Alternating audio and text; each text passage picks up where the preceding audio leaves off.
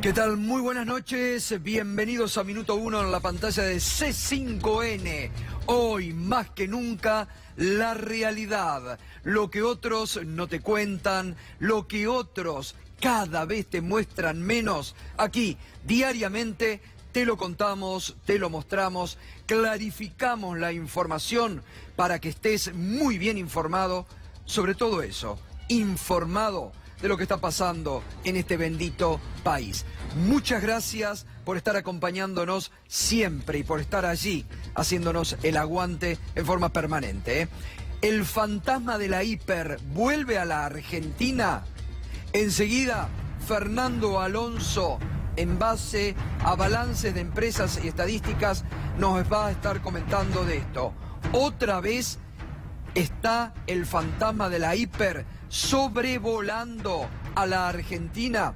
Venimos de esta inflación que ha dado en el mes de septiembre del 6,7%, una proyección para octubre muy alta, entre 5 y 6%. El gobierno de Macri, pese a que había prometido en campaña que iba a ser muy fácil controlar la inflación, no ha podido controlar. Y el gobierno que sigue envuelto en su propio relato. Está cerrando el coloquio de IDEA en Mar del Plata, donde los empresarios argentinos, la gran mayoría auspiciantes de este modelo y de la llegada de Mauricio Macri al poder, han dicho allí en el coloquio que están pasando el peor momento desde el 2001. Sin embargo, fíjese, encuesta de expectativas, los empresarios ven que la economía está en su peor crisis desde el 2001. Lo dicen los empresarios que conforman el círculo rojo de la economía, el círculo rojo de la Argentina. Muchos de ellos, reitero, auspiciantes del gobierno de Cambiemos, promotores de la llegada de Mauricio Macri al poder. Sin embargo, dicen que la economía está en su peor crisis desde el 2001. Hace un año atrás, las expectativas de los empresarios que participaban en el coloquio de IDEA estaban en un máximo histórico, pero lo sucedido después fue lo opuesto de lo esperado. Hace un año lo recibían con vítores, con aplausos a Mauricio Macri en el coloquio de IDEA, porque claro, habían pasado las elecciones de octubre y el macrismo había vencido en las urnas el poder del populismo que ellos no quieren que retorne a la Argentina. Y saludaban hace un año atrás a Macri, lo aplaudían, y sin embargo, un año después, en medio de amenazas de hiper, fíjese lo que los propios empresarios están diciendo, que es el peor momento en la economía argentina desde el 2001. Ahora vamos a repasar enseguida las encuestas, pero además, en este marco de relato en que el gobierno vive encerrado, el ministro de Economía hoy allí en IDEA dijo que la inflación se está desacelerando en la Argentina. Yo me pregunto, sinceramente, ¿en qué país vive el ministro de Economía? ¿O será que está tanto en el exterior, entre Washington, entre la Asamblea del Fondo Monetario Internacional, no sé dónde, que ya no se da cuenta del termómetro real de la economía? El miércoles había dicho, cuando anunciaron el 6,7% de inflación, el pronóstico más alto del 2002, que era un fenómeno temporario. Fenómeno temporario. Hoy dice Duhovne, la inflación se está desacelerando. No sé en qué economía vive el ministro Duhovne. Seguimos entre los 5 países del mundo con la inflación más alta del planeta. Pero para Duhovne es un fenómeno temporario y la inflación se está desacelerando. Y esta noche te vamos a hacer escuchar cómo un juez de la Nación se quiebra porque amenazan a su familia, porque no pudieron vencerlo y amenazan a su familia. Y estamos en el país de las obviedades. Como yo les digo habitualmente, son tan obvios que ya ni disimulan. El miércoles 17 de octubre, el ex candidato presidencial Daniel Scioli osó para el poder político, mediático y judicial que hoy impera en la Argentina y que no quiere ver nada ligado al gobierno anterior nuevamente en escena. Scioli osó participar del acto del 17 de octubre en Tucumán, un acto que empezó a hacer, ahí lo vemos, empezó a movilizar las opiniones de los empresarios en idea, que al gobierno le causó cierto cosquilleo interno, porque hay un peronismo que parece, empieza a darse cuenta que tiene que presentar planes alternativos y que tiene que hacerse cargo ahora de presentar proyectos alternativos al país de Macri, porque la sociedad la está pasando muy mal. Y son tan obvios que 2 días después que Scioli reapareciera en un acto político, sacan a relucir denuncias y el vocero de esas denuncias es el procurador de la provincia de Buenos Aires, Conte Gram, que está en el ojo de la tormenta, en el ojo de muchas denuncias de jueces y fiscales sobre distintas situaciones que están pasando en la procuración. Tenemos mucho, ¿eh? Hoy, aquí con nosotros, va a estar otro juez que se anima a denunciar los aprietes y las amenazas del poder. Otro juez que se anima a decir que es necesario que la justicia en la Argentina reaccione y empiece a hacer justicia y no injusticia. Y enseguida te vamos a contar cómo otro empresario desmiente la causa de las fotocopias y dice ante el juez Bonadío: yo ni estaba en Buenos Aires cuando en esas fotocopias dicen que yo estaba en tal lugar.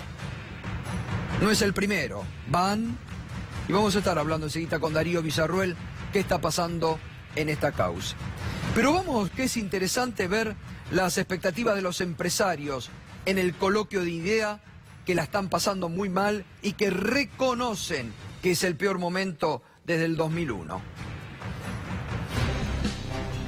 Evaluación de la situación económica del semestre, de este semestre que está cerrando, o que cerró ya.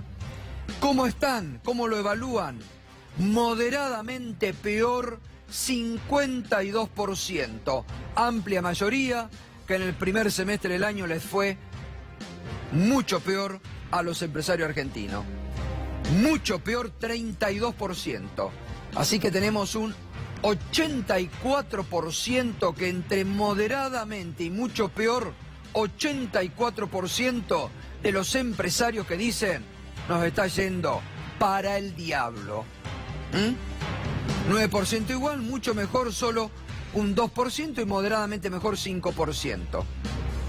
Y el próximo semestre le preguntan ¿cómo cree que le irá? Bueno, tan más optimista, 50% moderadamente mejor, igual 20%, 16% moderadamente peor, mucho peor 8%, mucho mejor 6%.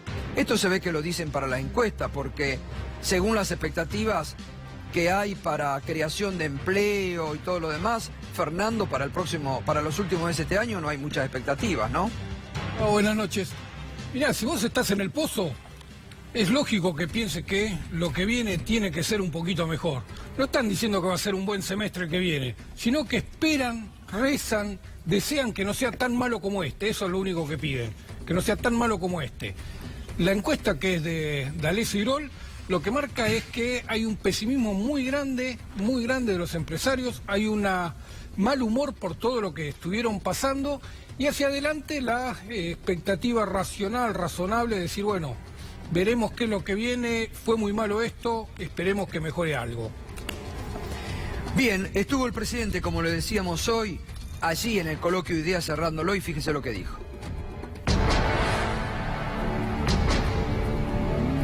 La legislación laboral, ¿no? O sea, metimos lo de la RT y está cambiando, pero no alcanza.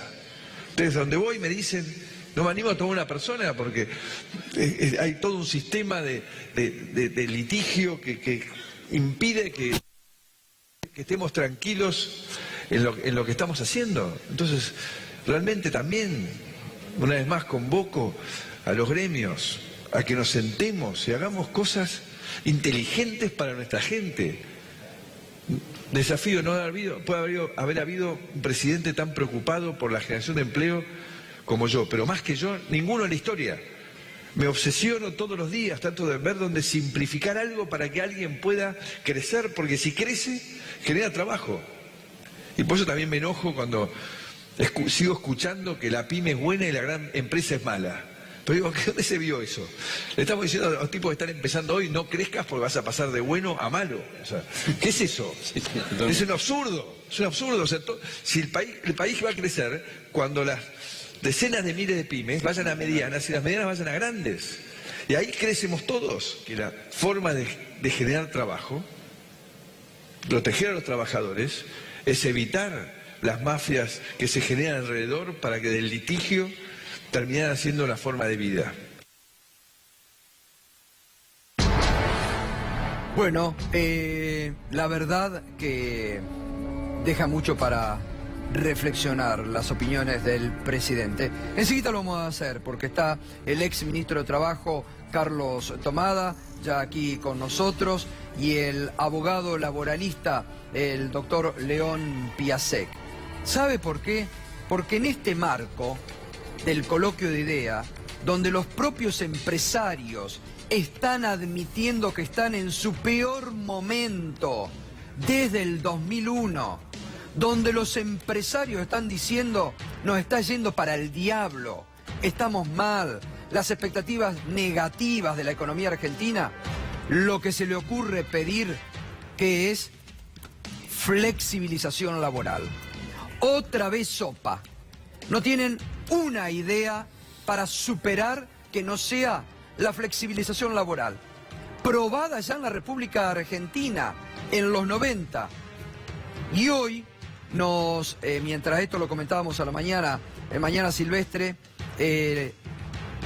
Héctor Recalde nos mandaba estadísticas de cómo había impactado la flexibilización laboral de los 90 en la República Argentina.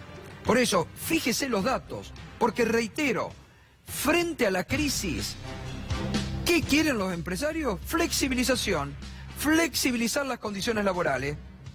No se les cae otra idea para superar. Ideas, recetas que nos fueron pésimas a la Argentina. Fíjese, desempleo. En octubre de 1991 era del 6% en la Argentina. Ya con la convertibilidad y cuando empiezan a regir las ideas de flexibilización del menemismo, sube el mayo del 94 al 18,4 y el máximo octubre del 2002, 19,7 el octubre del 2002. Esto en cuanto al empleo. Subocupación. En octubre de 1990 había 974.976 trabajadores en estado de subocupación. A octubre de 1995 había casi 1.600.000 trabajadores subocupados. Ya con las leyes de flexibilización laboral del menemismo, con todo el bombardeo de Domingo Felipe Cavallo y la convertibilidad y las leyes que aplicaba Cavallo.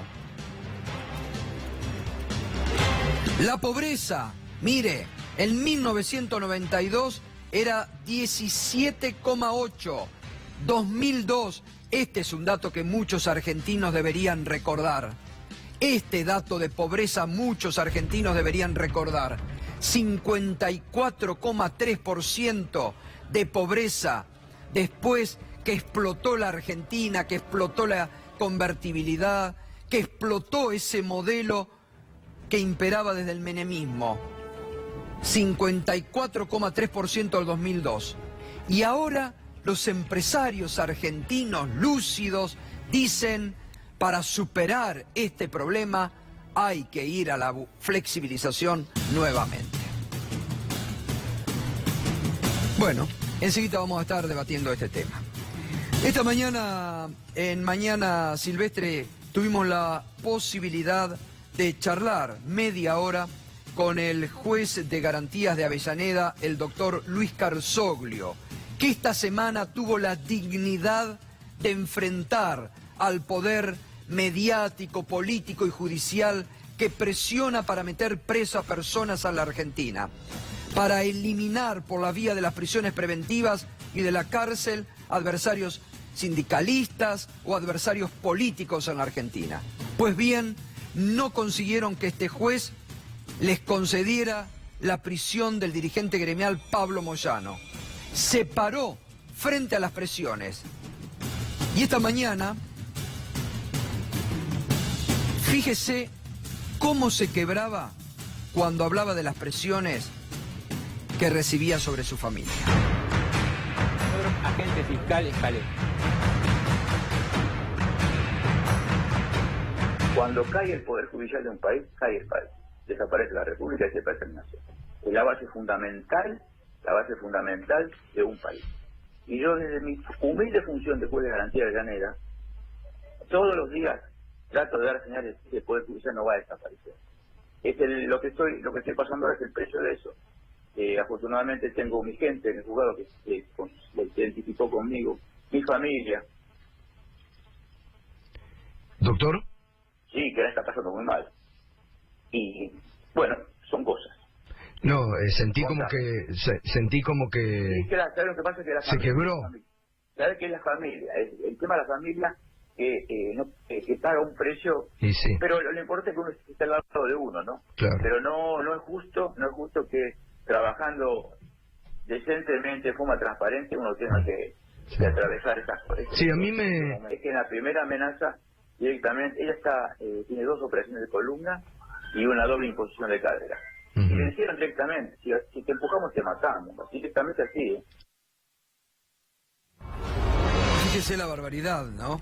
La esposa del doctor, del juez de garantías de Avellaneda, está con estos problemas en la columna, está en una silla de rueda. La llamaron y le dijeron: si te empujamos, te matamos. Y habló también hoy del procurador de la provincia de Buenos Aires, Gerardo Contegrán. ¿Se ha sentido incluso amenazado con estas declaraciones del procurador Contegrán? Para nada, porque el procurador Contegrán me conoce mucho y me conoce bien. Yo tuve 2 reuniones con él. Y las 2 reuniones que tuve con él, ¿sabe por qué las pedí, Gustavo? Para aportar a un mejor Ministerio Público Fiscal en la provincia de Buenos Aires. Yo, cuando hablo de una filtración, hablo de la Procuración Federal. La Procuración Federal es un mundo, ¿entienden? Claro. Entonces, bueno, yo jamás voy a imputarme nada a nadie. No estoy para confrontar. Se dieron a conocer a través de los diarios Clarín y Nación, informes de los sumarios que tengo yo, que únicamente tienen que salir del ámbito donde está incluyendo la investigación. Claro. No, yo le aseguro que los números de expediente no están en Google. Usted sí lo que denunció, que sintió el apriete mediático. Especialmente la publicación de Nación del domingo, que se repite en Clarín. ¿Entiendes? Doctor, ¿y teme que le hagan un jury de enjuiciamiento? Ya tengo un jury. Pero estoy muy tranquilo porque tengo todas las imputaciones que salen en el periódico, que están en la Nación y Clarín, que son el 50% son falsas. Tengo una a una, ya está los descargos en la corte. Y cada uno tiene su explicación. Bueno, y le preguntábamos también, obviamente, si tenía alguna prueba como para determinar él la cárcel para Pablo Moyano, como le pedía el fiscal, y como lo presionaban política, mediática y algún sector de la justicia. Y esto respondía el juez de Avellaneda. Yo actué en función de mi firme y sincera convicción. Reitero que he sido imparcial. Si he resuelto lo que resolví, es porque realmente creo que es así. Por supuesto, a derecho. Exactamente, totalmente, pero cada día que pasa, cada vez que pasa, estoy más convencido de haber resuelto correctamente. El pedido del pedido fiscal, no surge una sola comunicación donde Moyano se dan instrucciones a su gente, a la barra brava, perdón, ¿me entiendes? Sí. No hay una sola comunicación. Hay comunicaciones de Pablo Álvarez con el famoso polaco Petrov, pero nada más que eso. Es más, el pedido fiscal de la investigación surgen las exigencias de la barra hacia la comisión directiva de Independiente, y en algún momento habla de una pelea, una discusión entre Álvarez y Moyano. Álvarez aparecía enojado con Moyano. Uno es juez y tiene que mantener la imparcialidad. Y yo tengo un concepto de lo que es ser imparcial, ¿entiende? Entonces, un juez no puede ser recusado ni puede ser cuestionado porque es hincha de algún club. A mí no me guía ninguna intencionalidad política en esto que estoy haciendo. Muy bien, y ya que estamos hablando de justicia, en las últimas horas se conoció que el juez federal Claudio Bonadío se autodenunció después de las declaraciones públicas del empresario periodístico Jorge Fontevecchia respecto a que él direcciona la causa directamente hacia la expresidenta Cristina Kirchner y que no le importa ningún otro tema. Darío Villarruel, buenas noches, Darío. Buenas noches, Gustavo. Por suerte aquí hay dos abogados que van a hablar después del tema laboral, pero uno me mira y me dice, claro, que un juez se autodenuncie en una causa que no tiene nada que ver con lo que él está llevando adelante. Bueno, es una maniobra de Claudio Bonadío. ¿Por qué? Lo hemos visto en la foto con Skenazy, que aparentemente alguien lo nombró y no quedó plasmado en la causa de los cuadernos. Y lo otro es lo que mostramos cuando habló Fontevecchia, el titular de Perfil, que dijo que cuando los empresarios empezaban a hablar de otra cosa, decían, no, hay que hablar de Cristina. Esto es público y notorio. Bueno, aparentemente Bonadío hizo de maniobra, otra, Iván, sacó fotocopia y se autodenunció. Esa causa le tocó al juez Julián Ercolini. Qué casualidad que todas las causas vinculadas a Cristina Fernández, o que tengan que ver con los cuadernos, o que tengan que ver con la obra pública, van a Claudio Bonadío o a Julián Ercolini, una dupla cósmica. Vamos a ver qué hace Julián Ercolini, pero paralelamente a esto, Gustavo, lo que ha hecho Cristina Fernández y su defensa es ampliar el pedido de juicio político, porque ven en esto una maniobra para evitar que los periodistas, Fontevecchia y otros que hablaron de estos temas, hablaron de la foto con Skenazy, vayan a declarar en el expediente de la causa de la fotocopia de los cuadernos. Porque claro, si hay otra causa abierta donde ellos están acusando a Bonadío, no van a poder declarar con Bonadío. Es una maniobra que no tiene mucho tránsito en los tribunales, pero vale cualquier cosa. Hoy en el juzgado de Bonadío vale cualquier cosa y vamos a ver si la Cámara en algún momento pone las cosas en su lugar. Hoy ese señor que estamos viendo ahí, Claudio Bonadío, está preocupado, tiene varios frentes de tormenta, como Mauricio Macri. Pero claro, Macri lo dice desde el punto de vista económico, este señor es juez de la nación y lo tiene desde el punto de vista jurídico.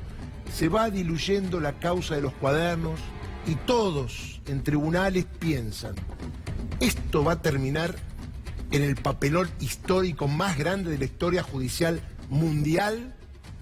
Lo dejamos ahí. Bueno, vamos a ver lo que hizo hoy la presentación el doctor Carlos Beraldi, el abogado de la expresidenta Cristina Kirchner, para ampliar el pedido de juicio político contra el juez Bonadío después de esta denuncia. El juez Claudio Bonadío, en el marco de la causa de las fotocopias de los cuadernos, ordenó la extracción de testimonio de una serie de documentos que el mismo magistrado incorporó a dicho expediente, a fin de que otro juez que resulte sorteado investigue posibles maniobras irregulares o ilegales que se habrían realizado con el fin de apartarlo de la presente instrucción. Los documentos a los que se hace mención son notas periodísticas a través de las cuales se informa que Bonadío condicionó las declaraciones que brindaron distintos empresarios en la causa de referencia, para que solo hablaran de cosas que pudieran perjudicar a Cristina Elizabeth Fernández. Se trata de una maniobra procesal dirigida a impedir que los periodistas mencionados puedan ser citados como testigos en el marco de la causa de las fotocopias de los cuadernos, a fin de que ratifiquen ante la justicia lo que relataron públicamente. Eso es así, pues si la denuncia de Bonadío prosperara, los periodistas a los que se menciona quedarían imputados en esta nueva causa. Adviértase que Bonadío sostiene que las publicaciones de estos periodistas abonan el intento de funcionarios o dirigentes de la administración de Cristina Elizabeth Fernández cuando buscan apartar al suscripto de la instrucción de la presente. Por ende, al estar sospechado en una causa penal en trámite, no se les podría recibir declaración bajo juramento de decir verdad en otro expediente bajo los mismos hechos. Estamos en presencia de un verdadero disparate, ya que los periodistas ahora denunciados por Bonadío como colaboradores de los funcionarios del gobierno anterior han seguido invariablemente una línea editorial fuertemente crítica de aquellos, la cual han mantenido incluso hasta el día de la fecha, dato que por cierto resulta de público conocimiento. Y ahí, bueno, piden la amplitud del juicio político y reiterar ante la Cámara de Apelaciones que a la mayor brevedad reciba declaración testimonial al periodista Jorge Fontevecchia, a fin de que el nombrado pueda ratificar y o ampliar las expresiones que públicamente vertiera en cuanto a la manipulación de las declaraciones que fueron recibidas por Bonadío. Gustavo. Es decir, lo que en criollo Bonadío estaría queriendo decirle al empresario periodístico Jorge Fontevecchia, que diga Fontevecchia si es kirchnerista. Claro. Ahora, Gustavo, le estás contando a toda la audiencia, que por suerte es mucha en este programa, Minuto Uno, y la verdad que si hay mucha gente que quiere presa a Cristina, la quiere condenada, y quiere que de alguna manera esta causa avance, hay que emprolijarla. Así no va a avanzar. Porque la verdad, los que quieren castigo para los que cometieron algún delito, que todavía gozan de la presunción de inocencia, por este camino va a terminar muy mal. A ver, Claudio Bonadío tiene pedido de juicio político por una de las principales acusadas. Fue recusado por Cristina y por otro de los imputados. ¿Puede un juez tener tranquilidad para poder trabajar en una causa donde está vapuleado por varios frentes y que la gente no se dé cuenta que hay una animosidad o una enemistad manifiesta con Cristina Fernández de Kirchner y los funcionarios del gobierno anterior? Es mucho más aséptico para todos que haya otro juez. El problema es Bonadío, no la causa de los cuadernos. A lo mejor, con otro juez más imparcial, que respete las garantías del debido proceso, que no viole la ley del arrepentido, que no apriete a las personas detenidas, estaríamos todos mucho más tranquilos y al final del camino encontraríamos seguramente una sentencia condenatoria o absolutoria que recorrió los caminos de la justicia argentina. Bueno, hoy se produjeron dos hechos. Fíjese, Minuto Uno, el portal noticioso estaba informando hace instantes sobre otro hecho que mañana no te lo van a contar, ¿eh? No. Va a pasar desapercibido, no te lo van a contar en los medios. Fíjate, más pruebas flojas. Un empresario rechazó una imputación basada en un papelito. Rubén Andrada, aparece en las anotaciones de Oscar Centeno, demostró ante el juez Claudio Bonadío que el día en que supuestamente pagó coima ni siquiera estaba en Buenos Aires, como indicó Centeno. Otro empresario que desdice a Centeno, que demuestra que ni siquiera estaba en Buenos Aires, como el Corcho Rodríguez, que así lo demostró, y otros. Pero además hoy pasó un hecho realmente increíble. Sobre el arrepentido Wagner. Fíjese lo que está indicando esta tarde el diario Clarín.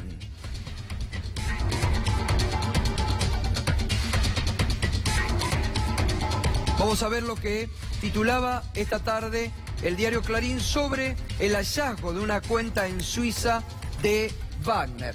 Los cuadernos de la corrupción. Hallan en Suiza una cuenta de Carlos Wagner con 20 millones de dólares. Sospechan que es dinero de las coimas K. Ahora, yo no entiendo, porque teóricamente Wagner es arrepentido en la causa. Teóricamente Wagner lo que denunció que él tenía que pagar coimas a funcionarios del gobierno para que le den obras.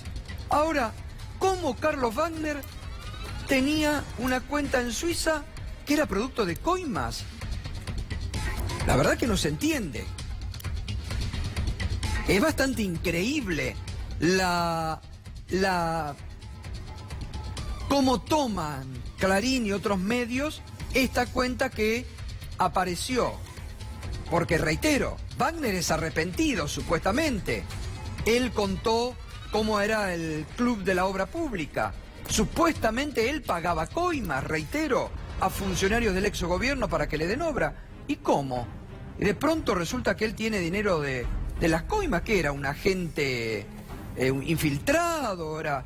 Bueno, hubo un comunicado hace instantes, que seguramente mañana tampoco te lo van a mostrar, de Enrique Wagner. Mi cuenta en Suiza está declarada ante la AFIP. Buenos Aires, 19 de octubre de 2018, en referencia a la nota publicada acerca del embargo que dictó la justicia de una cuenta en Suiza, donde se da a entender que el dinero proviene de fondos espurios, el ingeniero Carlos Enrique Wagner quiere aclarar que se trata de una cuenta con fondos blancos provenientes de ahorros que fueron trasladados al exterior a lo largo del tiempo, declarados ante la AFIP e incorporados a las declaraciones anuales de impuestos. Gustavo, mirá qué interesante cómo Clarín te busca un título para engañar a la gente.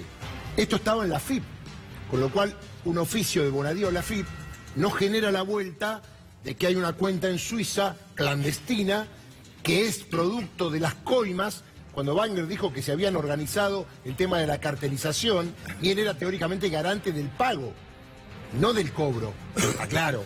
Entonces, Clarín te vende un título que es mentiroso y mañana van a tener que vender esto, pero con esta aclaración. A ver, es plata de Wagner, son sus ahorros de toda la vida, que están declarados, están en blanco. Es decir, no se puede mentir cuando no hay nada, llega el fin de semana, hay que mentir porque mañana hay una marcha muy importante a Luján y te quieren tirar este título. La verdad que uno ya no puede entender lo que están haciendo los medios hegemónicos para vender mentiras. No sigan vendiendo mentiras porque esto le va a explotar en la cara. Recordemos que siempre los que están investigados son empresarios. Así es, son empresarios, ¿eh? Bueno, y referido a esto, lo que está comentando Darío Villarruel, hoy fue muy importante lo que el juez de la Suprema Corte de Justicia, Ricardo Lorenzetti, denunció públicamente sobre el manejo de la información, sobre cómo se malinterpreta la información, sobre el papel de los trolls del gobierno. Y es muy importante lo que en este sentido un juez de la Corte, Ricardo Lorenzetti, saca a la luz. Recientemente, en la Cámara de Diputados, la diputada Camaño le presentó al jefe de gabinete Marcos Peña un informe sobre los trolls oficiales. Se viene denunciando y hablando mucho de los trolls oficiales, que incluyen el presupuesto nacional, que pagamos todos.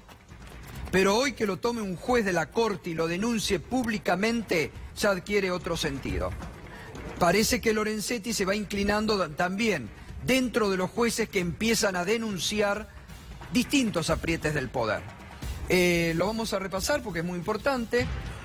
Las fake news, es decir, las mentiras y los trolls, son organizaciones que mandan críticas falsas, anónimas, noticias falsas en Internet. Hoy es muy sencillo arruinarle la vida a una persona con noticias falsas o arruinar una imagen empresaria. Yo aclararía, no solamente por Internet, buen punto de debate el que plantea Lorenzetti sobre las noticias falsas, sobre las mentiras que construye el periodismo supuestamente serio en la Argentina, que es un tema que hay que debatir. Lo vivimos nosotros diariamente el año pasado con el caso Santiago Maldonado, cuando todos los días salíamos a desmentir las mentiras que el poder y algunos medios alevosamente creaban, y eran mentiras. ¿Qué más dice Lorenzetti? Cuando eso lo hace el Estado o grandes grupos de poder, económicos o periodísticos, puede ser identificado y hay posibilidades de accionar. Hay que denunciar, dice Ricardo Lorenzetti, ministro de la Corte Suprema de Justicia. Se puede establecer qué manejo se hace de las bases de datos, quién las maneja y cuál es el régimen de gasto de publicidad. Bueno, esto en el presupuesto de la jefatura de gabinete se puede saber muy bien cómo manejan los trolls. Pedro Brigger, buenas noches. Buenas noches, déjame agregarte algo porque la agencia Bloomberg informa que hoy WhatsApp oficialmente va a cerrar más de 100.000 cuentas, ¿escucharon bien? Más de 100.000 cuentas que interfirieron en las elecciones en Brasil. Fíjate, Gustavo, lo importante que es esto, no solamente en la Argentina, sino también en Brasil en las elecciones. Así es. Bueno, ¿y qué pasó finalmente con el periodista que... Jamal Khashoggi, el periodista saudí que entró el 2 de octubre al consulado saudí en Estambul? Hace minutos, oficialmente, desde Arabia Saudita, dicen que hubo una pelea en el consulado y murió. Algo muy raro, no queda claro cómo murió, no queda claro qué hicieron en el cuerpo, porque los saudíes en un primer momento decían que él se había ido del consulado caminando por la puerta atrás. Nadie les creyó, no hay por qué creerles ahora. Esto es muy raro lo que ha sucedido, puede ser una interna del palacio, pero que maten a un opositor en un consulado de un país no es algo que se ve todos los días. ¿Y el cuerpo dónde está? No están diciendo. Había muchos rumores de que había sido cortado en pedacitos, de que lo habían diluido en ácido, muchos rumores, pero hasta hace minutos nada más los saudíes negaban la muerte del periodista. Ahora dicen que murió en una pelea, aparentemente. El secretario de Estado de los Estados Unidos, bueno, en realidad la Casa Blanca emitió un comunicado hace minutos, nada más, también lamentando el incidente sucedido. Les recuerdo que Estados Unidos está apañando a los saudíes, a pesar de que, un detalle que tal vez muchos olvidan, ¿recuerdan el atentado a las Torres Gemelas el 11 de septiembre de 2001? ¿Recuerdan de qué nacionalidad eran la inmensa mayoría de aquellos que participaron en los atentados a las Torres Gemelas con los aviones? Eran saudíes. ¿Recuerdan ustedes qué país invadió Estados Unidos para responder al ataque a las Torres Gemelas? No fue Arabia Saudita, fue Afganistán. Por eso esta semana le recordábamos a ustedes que es el principal comprador de armas de los Estados Unidos. El presidente de los Estados Unidos ahora parece más un abogado defensor de los saudíes que un fiscal. Les recuerdo que el periodista saudí asesinado estaba trabajando en el Washington Post, por eso el revuelo que se armó también en los Estados Unidos. Esto es realmente muy grave. Les decíamos el miércoles que la semana que viene va a haber esto que los saudíes llaman una reunión de Davos en el desierto, una reunión de inversores que muchas grandes empresas ya habían decidido no participar. Christine Lagarde dijo que no iba a participar, el Banco Mundial dijo que no iba a participar. Gustavo, estamos hablando de unas principales potencias petroleras del mundo que en 1973 afectó a todo el mundo con el aumento drástico del precio del petróleo. Pueden jugar muy fuerte, efectivamente, Fernando, los saudíes. Es que Arabia tiene la petrolera más grande del mundo que está próxima a salir a los mercados y hay una pelea muy grande entre Estados Unidos, Japón y Rusia que quieren ver cómo se van a repartir esa petrolera. Estados Unidos quiere que cotice en su bolsa, Japón también, Londres también. Los rusos con los chinos quieren comprarle la petrolera para crear un nuevo polo petrolero. Así que no solo venden armas, sino que están atrás del negocio del petróleo muy fuerte. Estamos hablando de un país importantísimo. Protegido por Estados Unidos. Por los Estados Unidos. Gracias, Pedro. Carlos Tomada, buenas noches. ¿Cómo le va? ¿Cómo está? ¿Cómo anda? Bien. Bueno, el hashtag que nos acompaña esta noche en el programa es Idea de Flexibilizar, y los empresarios que en el coloquio IDEA admiten que están pasando en su peor momento, otra vez vuelven con la idea de flexibilizar. Sí, pero yo quisiera entrar, ya que mencionaste con el tema de IDEA. Yo venía para acá y me leyeron algo que yo no podía creerlo. Era un tuit de IDEA, casualmente, que decía que Macri dijo que no, textual, no existió en la historia ningún presidente más preocupado por la generación de empleo que yo. Al principio creí que era una broma, creí que era un meme de esos que se mandan en broma. Porque es inaudito que pueda señalar eso cuando en el día de mañana va a haber una impresionante marcha a la Basílica de Luján, precisamente en defensa del trabajo, de la cultura del trabajo que los argentinos valoran particularmente, convocada por todas las centrales sindicales, por los movimientos sociales, con la presencia de los rectores de las universidades, con científicos, con trabajadores de todo el país. Entonces, que en ese escenario y frente a empresarios que reclaman flexibilidad, otra vez Macri, el presidente de la Nación, haya dicho que él se preocupa por el tema del empleo. Bueno, luego va a hablar el doctor Piasek sobre qué quiere decir Macri cuando él se preocupa por el empleo, ¿no? Tomás, pero cuando habló el presidente, lo que quedó la sensación es que estaba culpando al trabajador porque no se genera trabajo. Bueno, pero eso es culpabilizar al trabajo y a los trabajadores ha sido la consigna desde el 10 de diciembre del 2015, porque se la ha tomado con el trabajo, con los trabajadores. Los trabajadores son vagos, los sindicatos son mafias, los jueces laborales también son otra secta para eliminar. Digo, este discurso ha sido el discurso que ha enmarcado esta política actual, que ha significado aumento de la desocupación, caída brutal del empleo industrial, aumento del trabajo no registrado, pérdida de capacidad adquisitiva del salario. Esa es una fotografía del día de hoy, no es ni un invento, ni un análisis, eso es lo que hasta ahora viene pasando en el mundo del trabajo, ¿no? Y el resultado final es que efectivamente en la Argentina ha caído el salario. No ha dejado de caer durante estos 3 años. Ahora, no hay otra, recién nos preguntábamos nosotros, mostrábamos en las estadísticas cuando se aplicó la flexibilización laboral en la Argentina, ¿no hay otra idea mejor que plantear flexibilizar, más flexibilización para salir de esta crisis? Mira, en el día de hoy, el Banco Mundial, mejor dicho, hace unos días, el Banco Mundial sacó un documento donde volvía a plantear el tema contra el salario mínimo, contra las indemnizaciones por despido, contra la negociación colectiva. La OIT no es cualquier cosa, ¿no? Es un organismo, muy bien. Rechazó estas propuestas, que son las que le dan, estas propuestas del Banco Mundial son los que le dan letra a los funcionarios de nuestro gobierno. Y dice, las propuestas del Banco Mundial atentan contra el contrato social. No hay evidencia en el mundo que demuestre que con la flexibilización laboral se facilita la innovación productiva, se reduce la informalidad laboral o se genera empleo. No está demostrado, la Argentina lo vivió, lo padeció.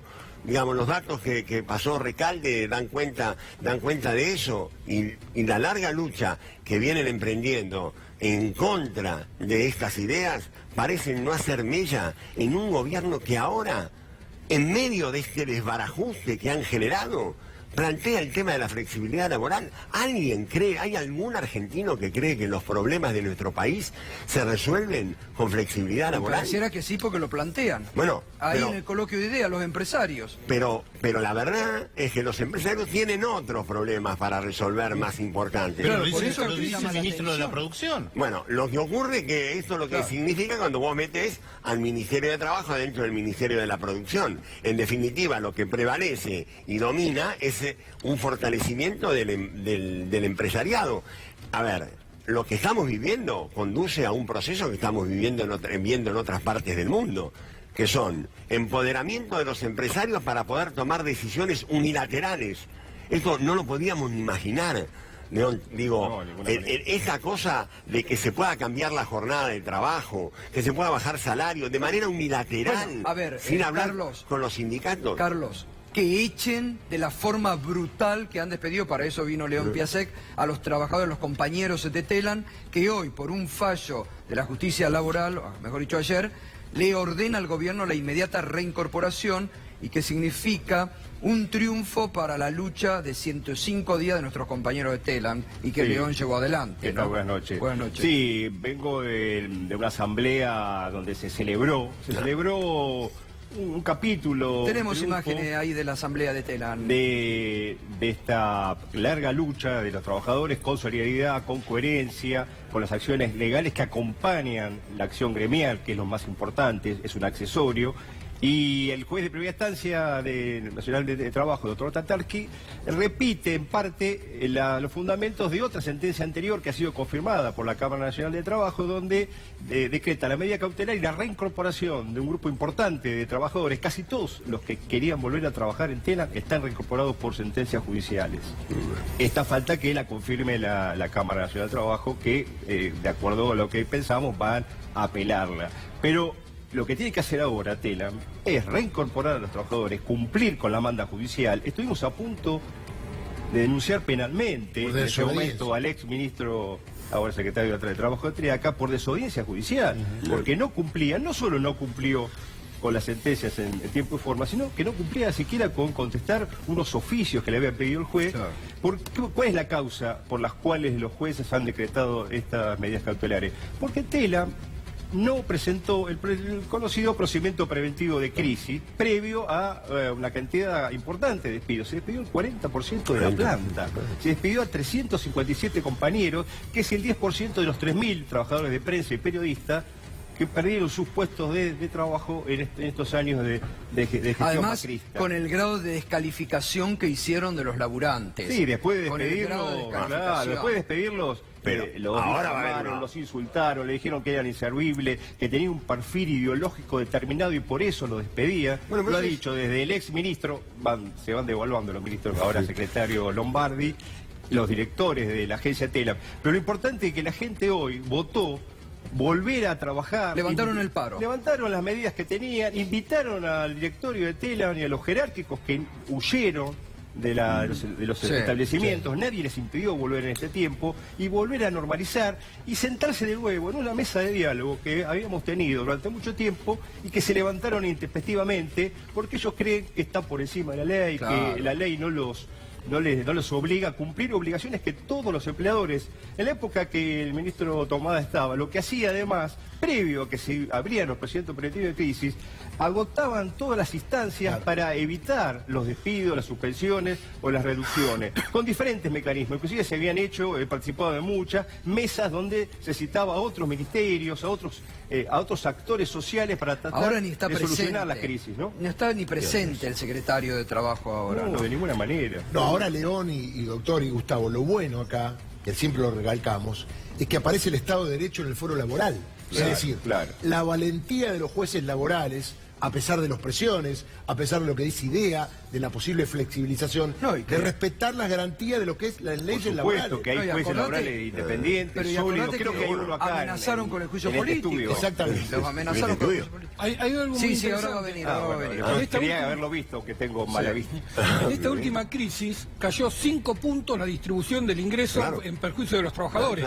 Del 50-50 ahora está 55 el capital, 45 el trabajo. Bueno, y esto tiene que ver con la flexibilización. A eso vinieron. Digo, por supuesto que tenían otros objetivos importantes, no voy a desconocer la ley de medios, terminar con las políticas de memoria, verdad y justicia, pero el objetivo central de este gobierno era bajar los ingresos de los argentinos y las argentinas, de los trabajadores, de los jubilados, y lo hicieron, porque toda esta verborragia que se ha denunciado en este programa de manera sistemática, de lo que decíamos antes, contra los jueces, contra los abogados laboralistas, contra los sindicatos, todo eso era el marco que ellos necesitaban para producir esta brutal caída del salario. Y yo quiero marcar eso. Escúchame, con el tema de la devaluación, el salario mínimo y el salario de todos los trabajadores ha caído a la mitad. Y ellos buscaban lo que llamaron siempre la competitividad. Con la devaluación que hubo, evidentemente los salarios han caído hasta menos del 50% o más, ¿no? Eso se puede precisar.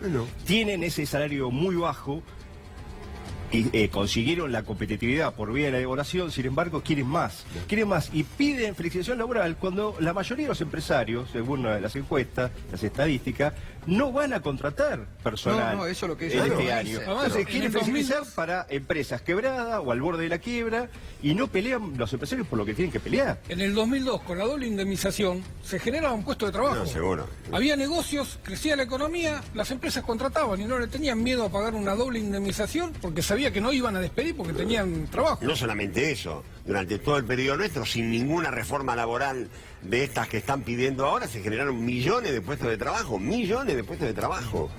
Y ahora No, lo que se no. crea son puestos de trabajo precarios. Lo que más aumentó, Este es el gran tema. creo que Carlos tiene estadísticas, son los monotributistas. Sí, claro. Que eso es la sustitución de trabajo registrado, con obra Es social, estar con en la el aire, RT, eso. por independientes, emprendedores, autónomos. Ellos miran el futuro derecho del trabajo con esa óptica, ¿no? Con trabajadores casi esclavos. Totalmente. En ese sentido. Bueno, y planteando esta cosa absurda de la igualdad entre el trabajador y el empleador. Claro, Digo, el resultado de este presidente que dice que es el que más se preocupó por el trabajo, por favor, que deje de preocuparse, No, que que se no quede se preocupe piola, más. porque la verdad lo único que consiguió fue precarización y empoderamiento de los empresarios. Y aumento del Digo, desempleo en la Argentina. no, sí, sí. Carlos, volvemos a lo que usted comentaba al inicio, porque mañana va a haber un hecho muy importante, y no solamente a nivel sindical, sino a nivel social, con esta convocatoria al mediodía en Luján, ¿no? Sí, ahí van a marchar desde todas partes del país a la Basílica de Luján. El único orador va a ser el obispo de Luján y se va a leer un documento en el que, bueno, se plantea y se rescata esto que estamos hablando, ¿no? La cultura del trabajo, una Argentina productiva donde los jóvenes estudien, los adultos trabajen y los adultos mayores tengan protección social, digamos. Lo que se puede, lo que es necesario en un país como la Argentina para que sea, a ver, viable la democracia y sustentable la economía. Y Porque si no, en la Argentina no va a haber, no hay paz Y social otra en la cosa, Argentina. perdóname, creo que es importante, yo sé que a veces es difícil consensuarlo, que en el programa que puedan generar todas las centrales sindicales esté el tema de la estabilidad laboral. Nosotros creemos que un punto de inflexión, de retroceso, fue el veto a la ley antidespidos. A algunos no les gusta porque dicen, no hay estabilidad laboral, pero en situaciones como esta, y mucho más después de tantos años de flexibilización, de despidos masivos, la estabilidad laboral, además de ser un derecho humano, un derecho constitucional, es parte de lo que nosotros creemos que hay que dictar, o hay que decretar, o hay que discutir, por lo menos, de la emergencia laboral, ocupacional, social. Es que el problema no Eso es todavía no solamente está generar en los la puestos de agenda. trabajo, sino también defenderlos. Defenderlos, Este es el tema, totalmente. claro. Bueno, y se recupera aquel viejo eslogan de paz, pan y trabajo para la gran convocatoria de mañana al mediodía en Luján.